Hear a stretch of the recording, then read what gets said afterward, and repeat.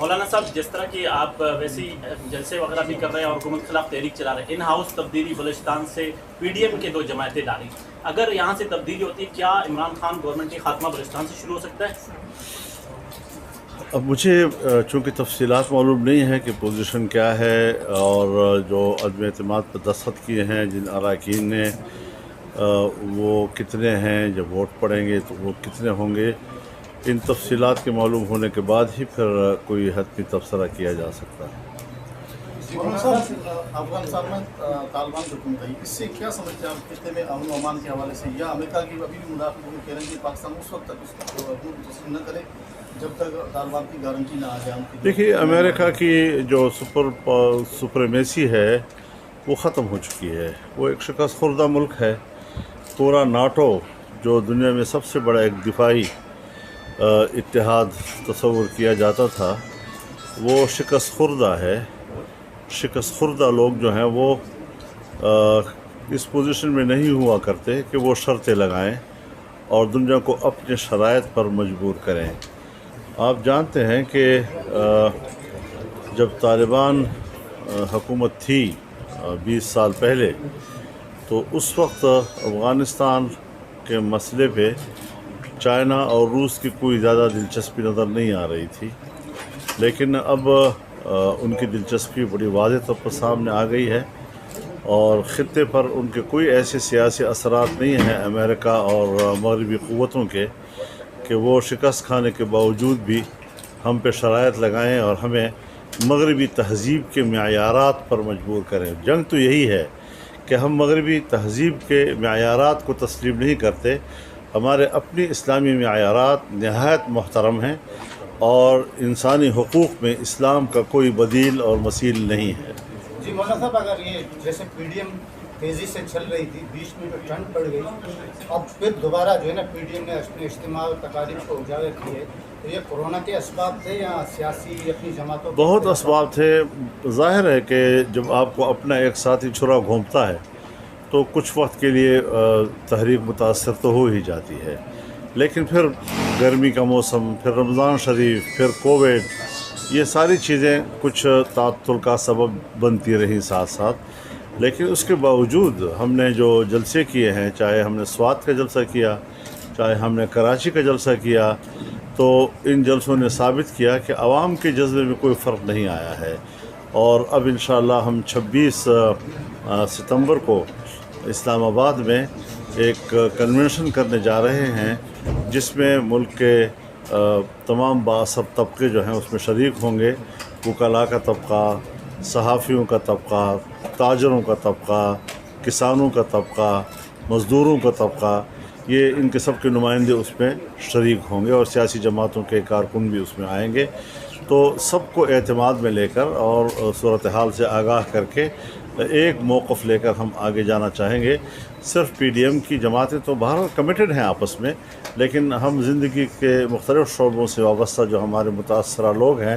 ان کو بھی سمجھتے ہیں کہ وہ شامل ہوں اور ان کو تحریک کا حصہ بنائیں۔ مولانا صاحب، آپ نے جس طرح کہا کہ پی ڈی ایم میں کوئی ذاتی چراغوں پہ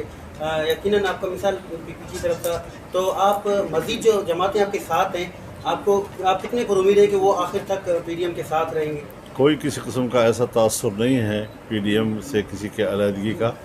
تو اس قسم کا آپ لوگ صحافی ہیں اس لیے احتمالات پیدا کرتے جائیں گے۔ مولانا صاحب، ابھی کنٹونمنٹ بورڈ کے الیکشن جس طرح ہوئے تو اس میں تو حکومت کو ناکامی، حکومت کی کوشش بھی الیکٹرانک مشین کی ہے جسے مسترد کر دیا الیکشن کمیشن نے بھی، تو آپ کیا سمجھتے ہیں حکومت کی اس طرح کر رکھے؟ سب سے پہلی بات تو یہ ہے کنٹونمنٹ ہو یا بلدیاتی الیکشن ہو، ہمارے اس سے کوئی دلچسپی نہیں ہے، اور اگر کہیں پر کسی دوستوں نے کوئی کینڈیڈیٹ کھڑے کر دیے ہیں تو اپنے طور پر کیے ہوں گے، لیکن جمعیت علماء اسلام اور پی ڈی ایم کا جو سب سے بنیادی اور اساسی مطالبہ ہے وہ عام انتخابات کا ہے، جنرل الیکشن کا ہے۔ بلدیاتی الیکشن ہمارا موضوع نہیں ہے، تو اس لحاظ سے یہ تو ایسے تجربہ کر رہے ہیں اور تجربہ بھی ان کا ناکام ہو گیا ہے کہ اس میں بری طرح شکست ہوئی ہے حکومتی پارٹی کو بھی۔ تو اس لحاظ سے جہاں تک حکومت کی طرف سے مشین لایا جا رہا ہے، یہ مشین دھاندلی کی ایک منصوبہ بندی ہے پیش کی، تو یہ پیش کی منصوبہ بندی پھر وہ حکومت ہمیں منصفانہ الیکشن کی امید دلاتی ہے کہ جو حکومت خود دھاندلی کی پیداوار ہو، دھاندلی کی پیداوار حکومت کو ہم تسلیم نہیں کرتے، چاہے کہ ہم ان کی انتخابی اصلاحات کو تسلیم کریں گے، ہم بالکل مسترد کریں گے اس کو، اور کسی قیمت پر ان کے شرائط پر ملک میں انتخابات کی اجازت نہیں دیں گے۔ مولانا صاحب اگر ان ہاؤس کوئی تبدیلی اس طرح کی بلوچستان سے اگر آتا ہے وفاق کی طرف بھی، آپ ان کا ساتھ دیں گے یا آپ اپنے موقف پہ ان ہاؤس جب ایسی تجویز آئے گی اس وقت غور کریں گے اس کے اوپر کہ وہ کس پیپلز پارٹی کی خواہش ہے کہ پنجاب میں تبدیلی لائی جائے۔ 6 ممبران کے ساتھ تو لائے نا پھر عدم اعتماد کی تحریک، جو عدم اعتماد ہماری رائے بڑی عقل کی رائے، بڑی یہ رائے تو پیش کرے نا، پھر کیوں بیٹھے ہوئے ہیں آرام کے ساتھ؟ ہمیں تو وہ تانا دیتے ہیں کہ استعفے تو کیوں پیش نہیں کرتے؟ تو عدم اعتماد پھر کیوں پیش نہیں کرتے؟ کرو نا پھر، تکڑے ہو تو تم۔ آپ لوگ ساتھ دو گے؟ جی، عدم اعتماد ہمارا عدم اعتماد حدث اس وقت دی جاتی ہے 6 ممبران پر عدم اعتماد کی بات نہیں کی جا سکتی۔ اس سے بڑی حماقت اور دنیا میں نہیں ہے کہ آپ کے پورے ایوان میں 6 ممبران ہوں اور آپ کہیں کہ عدم اعتماد لاؤ۔ جب آپ ڈپینڈ کرتے ہیں ایک دوسری کمپوننٹ پارٹی کے اوپر تو پھر آپ ان کے فلسفے کو تسلیم کریں کہ آپ 6 ممبران کی بنیاد ہوئی تو ایسا ہے کہ آپ کے 6 ممبران ہوں اور آپ کہیں کہ 100 ممبران میرے ساتھ مل کر ہم حکومت بنائیں۔ یہ کبھی دنیا میں ہوتا ہے؟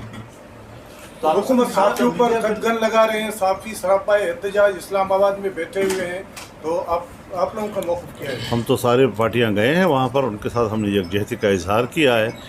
اور یہ جو نیا نظام اور آ رہا ہے میڈیا کو پر قدغن لگانے کا، ان کا گلا گھونٹنے کا، اظہار رائے کی پر پابندی لگانے کا، تو ہم نے تو میڈیا کے ساتھ اپنی بھرپور یکجہتی اور ان کے موقف کی مکمل حمایت کا فیصلہ کیا ہے۔ Thank you.